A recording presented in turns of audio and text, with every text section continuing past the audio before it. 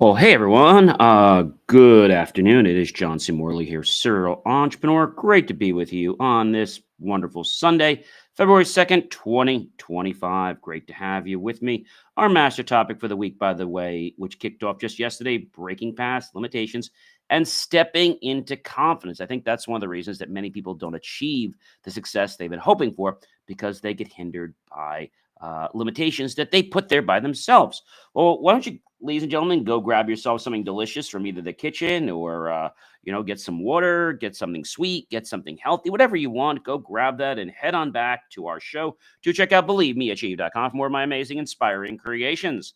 All right, guys. So, my question for you right now, before I actually get on with the show, is the topic, right? What is the master topic? Well, the master topic we know I just gave you. The granular topic is 10 steps to unlock your inner strength.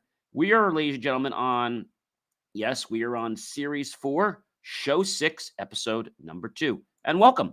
So, my question is, are you ready to unlock your true potential and cultivate unshakable confidence? In today's episode, I'm going to dive deep into 10 powerful strategies that will help you build your inner strength, overcome self doubt, and embrace the mindset of success. Whether you're looking to excel in your career, relationships, or your personal growth, these insights will empower you to take control of your life and elevate your confidence to new heights.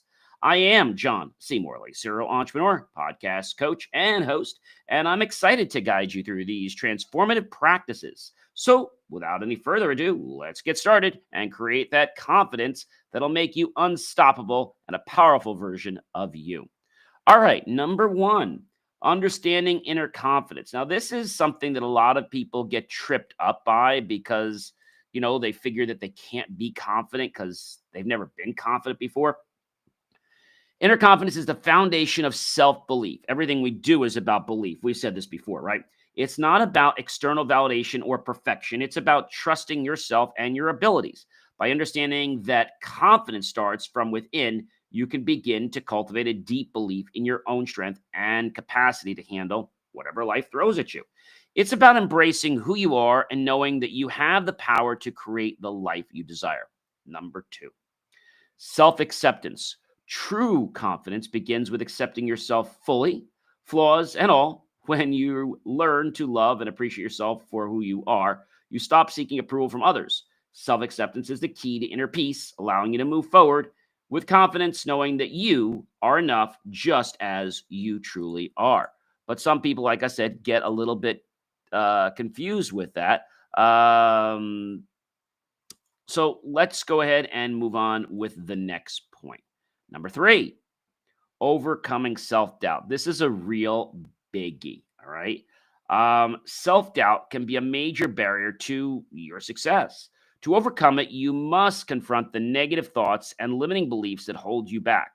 Start by identifying these thoughts and replacing them with affirmations of your capabilities. Over time, as you prove to yourself that you are capable, your self doubts will diminish and your confidence will grow. Number 4, setting realistic goals. Confidence is built on achieving goals, big and small.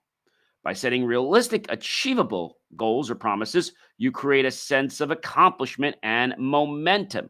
Break down your goals into manageable steps and celebrate each milestone along the way. This steady progress will boost your self esteem and reinforce the belief that you can succeed. Yes, ladies and gentlemen, you can succeed. That is very, very important. Everything I do is about belief, right? And then we have to take action with those beliefs. Number 5. Number 5 is one of my favorites, and it's one I think that a lot of people don't realize, but it's a very, very, powerful one. And number 5 gets into body language and presence. Body language and presence. So, your body language communicates confidence, even when you don't feel it. Standing tall, making eye contact, and speaking with clarity can basically be a big factor toward the influence of how others perceive you, and more importantly, how you perceive yourself. That's important. Practicing confident body language helps you feel more assured, and over time, it reinforces your inner confidence. And that's what we want to do, ladies and gentlemen. We want to build up our inner confidence. Even when we think it's like impossible to build up, we can truly build up our inner confidence. And that's the key. Number 6, resilience and failure. So failure is inevitable, and it's going to happen in life, and it's a part of growth, but it doesn't have to define who you are. Developing resilience means learning to bounce back from setbacks stronger than before. Embrace failure as a learning experience and use it as fuel to keep going. The more resilient you become, the more confident you will feel in your ability to overcome obstacles. Number 7, trusting your instincts. Trusting your instincts is a powerful way to build confidence. Your intuition is a guide that helps you make decisions aligned with your true self. The more you listen to and trust your gut feelings, the more confident you become in your ability to navigate challenges and make choices that serve your best interests. So trust your instincts, and you're going to want to take the inspired action that your instincts share with you when you get those feelings. Number 8, surrounding yourself with positive influences. The people you surround yourself with play a significant role in your confidence. Seek out relationships that uplift, support, and encourage you. Positive influences help reinforce your belief in yourself and inspire you to reach higher. By cultivating a circle of people who believe in you, you strengthen your own self-belief. Let me say that again. By cultivating a circle of people who believe in you, you strengthen your own self-belief. By cultivating a circle of people who believe in you, you strengthen your own self-belief. That's key, ladies and gentlemen, really key. Number 9. Number 9 is celebrating your achievements. Taking the time out of the day to celebrate your achievements, no matter how small, it's essential for building lasting confidence. Acknowledging your hard work and success, and be proud of what you've accomplished. This reinforces the idea that you are capable and deserving of success, creating a positive feedback loop that fuels further growth. And that is what we want, isn't it? Number 10, consistent self-improvement. Confidence is not a destination, but a continuous journey. So by committing to a lifelong path of learning and self-improvement, you build a foundation of knowledge and skills that make you feel more confident. Each step forward, no matter how small, adds to your sense of capability and success, reinforcing the belief that you are always growing into a better version of yourself. So those are the points. Now I want to go through, as I always do, and I want to give you some stories about, what the heck all this means, because I know words are just words, right? But we have to choose to apply words and put them into action, right? As I said, the inspired action. Inspired actions will make the difference to who we really are and will become in life. It's not a question of if things will happen to us, but when they do, it's how we choose to respond. I'll give you an example. So, and then I'll go through the points. So, last Sunday, which is a week from today, I was at my college and I was coming home after a study break session party, and I noticed the smell at home. And I was like, okay. So I checked the fridge and I said, well, I'll have to have the cleaning lady, clean it tomorrow. And then I said, let me check the freezer. And I did. And I noticed everything was all defrosted. The ice in the ice maker was all water. So most people will go, oh, woe is me. Why did this always happen to me? What's happening? So I said to myself, I'm not going to do that, right? I'm going to say, okay, it happened. I got to get a new fridge. I'm going to try to put a claim with the insurance company, see what they say. Right now, they're giving me some challenges. So I still move forward with a new fridge, but I have to challenge them because they're actually being unfair. But I didn't allow the setback of the refrigerator failing to really upset my life. Yes, I had to order out, and yes, I've had to eat out sometimes. And I still don't have a fridge yet. Hopefully I'll have one tomorrow. But it's about a mindset. It's just a small bump in the road. All right. So understand inner confidence, right? So what is inner confidence? Inner confidence is this feeling you get from within your heart, from within your mind, and trickles down to every muscle, cell, and part of your nervous system that you have to get you feeling amazing. So you believe this and start to move toward this when your thoughts embrace the power that you believe in yourself, that you are confident. So let's just go over to Merriam Webster, right? What does confident mean in Merriam Webster's world?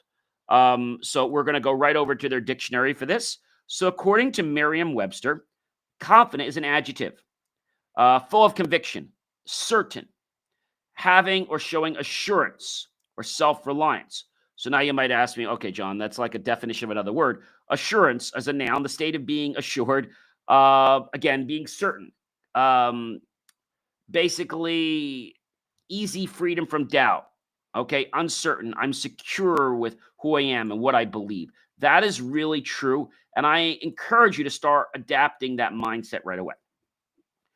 Self acceptance. Now, there are going to be people in your world, unfortunately, I have some bad news for you, that are not going to agree with your mission and your parade. So you have to move on with them. You have to say, okay, this is where we are right now. This is what we're doing. And if they don't embrace who you are, okay, fine. But you need to embrace who you are, flaws and all. Maybe you're not exactly where you want. Maybe you don't have the $1 million yet, but you're working toward it. Maybe you don't have all the confidence you need yet, but you know what? You are working toward it. And I think that is the most important thing, ladies and gentlemen, that I have to share with you. So, self acceptance allows us to get inner peace. It allows us to move forward with our life, knowing that you are enough, knowing that you have all you need to be all you want to be. You just have to dig deep and pull up that confidence. Now, in life, we're going to get things like self doubt. I'm sorry, but it's going to happen. And so when we get self doubt, we're going to come back and say, oh my gosh, like, what do I do? I'm not good enough. And you have to move forward. You are enough. You absolutely are enough. And if you are enough, then I will tell you that that's the first step. That's the first step. All right. That is the first step. And so the first step means that you have the ability to grow. You have the ability to change your life. All right. You have that ability. And by having that ability, you can transcend to so many different things. But I know a lot of times people don't believe they can. Okay. So I think that's important. And so maybe it's important that you realize that you can do this, that you absolutely can do this. And so if you know you can do this, then that's probably the biggest thing I can tell you. It is the biggest thing I can tell you. And it's something that will change your life. Now, it's not going to change it overnight. So don't expect that. All right. But it will start to have a gradual effect on your thoughts and about how you feel. Our feelings create our reality, right? How we feel it first, we manifest it second. So overcome those self doubts, even if people tell you, oh, it's impossible. And even if you have a hard time embracing that, say, look, I may not be there yet, but each day I am becoming stronger. Each day I am doing this. That's the most important thing that I can share with you. Very, very important thing. So, number 4, realistic goals, realistic promises. We have to realize that even though we want the pie in the sky, and you can have the pie in the sky, we first have to have the pie here that's in our fridge. No pun intended there, right? Or we have to have the pie that's at our table or that's being served. We can always get pie that's at the store. We can always get pie that's in another town or another state. But maybe we want the pie that's in the sky, and we can have that.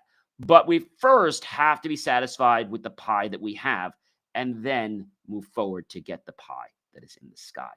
It is the steady progress that will keep you on your path and reinforce those beliefs that you can succeed. And when you believe it, that is more than 50% of the way taking you to your promised land. Number 5, body language and presence. Your body language communicates confidence, even when you don't feel it. Standing tall, making eye contact, like I said before, is important. So, why do I say body language? Okay, so let me give you a breakdown. So, the percentages, which is what I want to go over, the percentages of your communication. So, that is what you say, right? How you say it, and what you don't say. Okay. So, what does that mean in English? Well, it breaks down into this 73855. What the heck does that mean? All right. So, first of all, 7% of your message comes from your choice of vocabulary.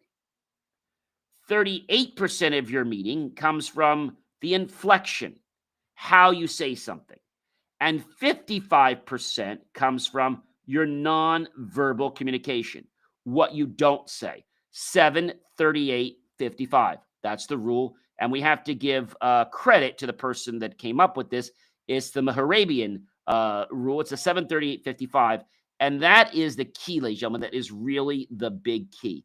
If you can embrace that key, then you'll start to understand that you can communicate better, but it has to first come from an understanding of the fact that only 7% of your message comes from the vocabulary, 38% comes from how you say it, and 55% comes from what you don't say. So it's important that you know how to say something, right? Like, I'm really happy with you. I'm not happy with you. I'm really happy with you. You get the difference? Or how about if I do this? I'm really happy with you. And I have my arms folded like this. No, I'm not. I'm so happy with you, right? You see how my body, 73855. Remember that rule. It will be your friend for the rest of your life. Number 6, resilience. We've talked to lots of different people from Jen Drummond, who has climbed mountains literally, proverbially, and physically. And we've learned that climbing mountains is one type of practice that will challenge our resilience. So everybody asks me, John, how do you build more resilience? I think the best way to build it is to embrace when something doesn't go the way you want, right? Look at it as a bump in the road, like my fridge dying, right? It's a bump in the road. It's going to be replaced in a day or two, or maybe a little longer, but it's a bump in the road, right? If you went on a trip maybe several years ago, maybe you remember your first car trip. I remember my first car trip. And I remember taking a car trip actually when I was, let's take one I had in 8th grade. I actually went to Europe for the very first time. I've been to Europe many times, and I'm very fortunate to have gone many times.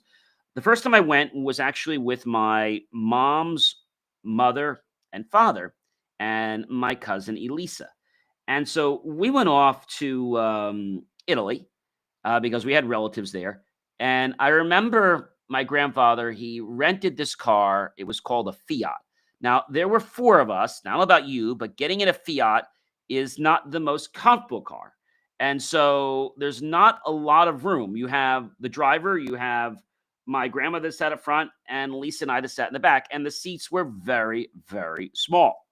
So, we had bumps sometimes.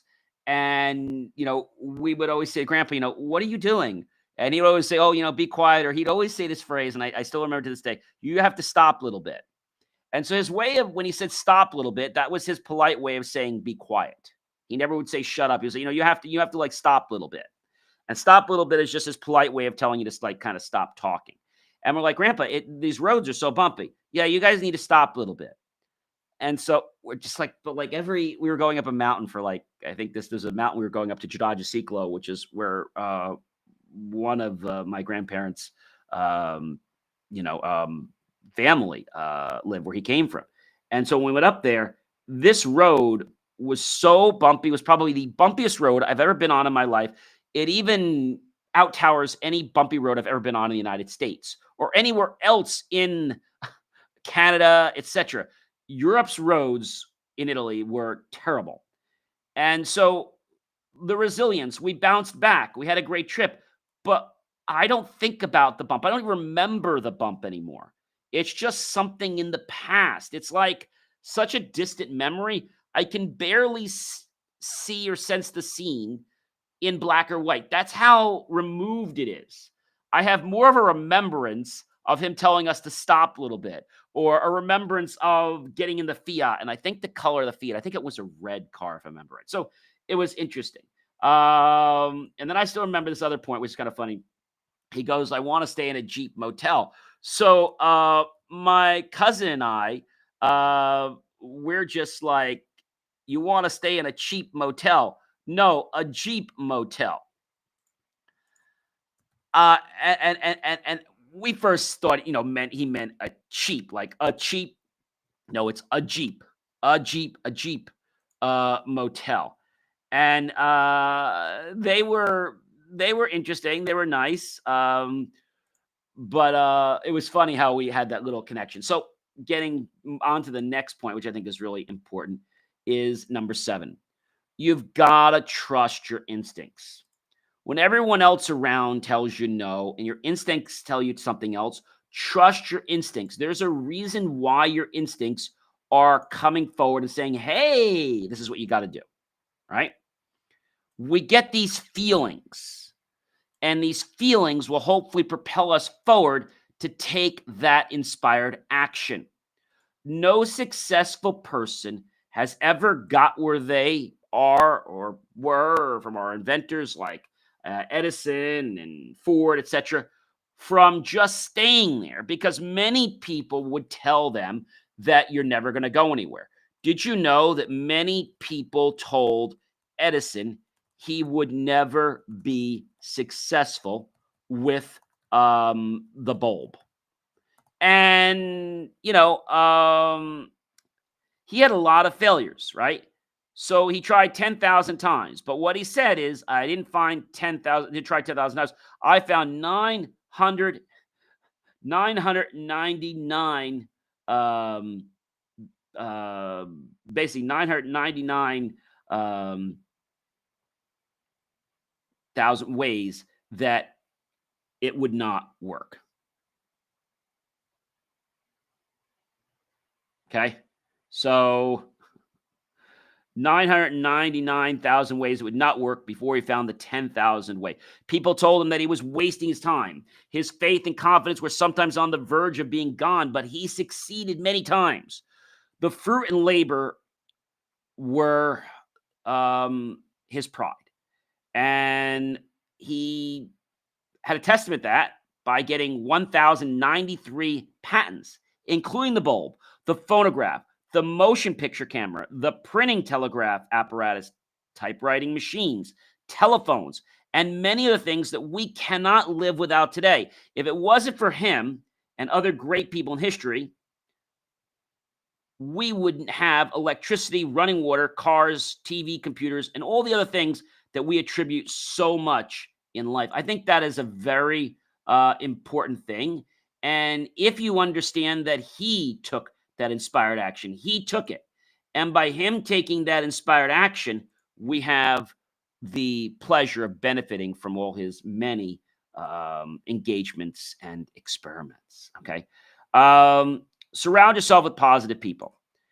If people around you are negative, there's no sense of you being nasty. I have a policy when I'm around people, because sometimes people might be going through something. I had one with a friend of mine a while back when I was actually, I think it was actually in high school, and he was having these challenges, and it was actually right after high school. And so he was telling me all these challenges, and I said, "You want to get together?" He said, "Yeah." And I said, "Okay." So we got together, and he's very miserable. So I'm trying to, cheer him up. And he doesn't want to get cheered up. He's telling me about this. He's telling me about a divorce, all these things. I was like, when you get back on your path and you really want to go out and have a good time, give me a call. Reach out to me. Otherwise, I'm just going to let you go right now. It sounds like you're not really wanting to do anything tonight. So a month or two later, he reaches out to me. We start going to have a good time. He's like, oh, I can't believe I have to still deal with this divorce. I've got to go back to court. It's nonsense. It's taking all my time and my money with the attorneys. And I said, I'm just going to call him Jim. That's his name. Say, Jim, We went through this already once, right? This is the second time. Do me a favor. Call me when you're ready. You take care of yourself. It's obviously you don't want to talk about it, and that's fine. So I said, don't call me. So third time he calls me again. Before he goes, I said, look, don't call me again until this is resolved or you want to talk about it, and we can get together and we can hang out and I can cheer you up. We can have fun. Otherwise, I'm just gonna tell you I don't want to hang around with you anymore. Like I don't want to hang around with this person. So I get it. I get it. So 2 or 3 months go by. He calls me back. The divorce case is still going on, fortunately. Terrible divorce case. And so he does the same nonsense. We go out for pizza, and he's already talking about how he's going to pay alimony, all this stuff. And I was like, Jem, I said, maybe you don't understand. So we're going to finish our dinner, and I'm going to head out, and I really don't want to talk to you anymore. What do you mean? I don't want to talk to you anymore until you change this way. So if you call me and you're still this way, I'm going to refuse going out with you. And if you still call me and I go out with you and you do this, I'm just going to leave right away. So don't call and waste my time because then I'm never going to want to ever talk to you again. And he got it. But I think a lot of people don't realize that you got to work on yourself first. So you've got to hang around positive people because otherwise it's going to bring you down. That's really important. Celebrate your achievements, whether they're big, whether they're small, celebrate them. Consistent self-improvement. Confidence is not a destination, but a continuous journey. Confidence is not a destination, but a continuous journey. Confidence is not a destination, but a continuous journey. So there you have it, ladies and gentlemen. 10 steps to unlock your inner, to unlock your very powerful inner strength of your confidence.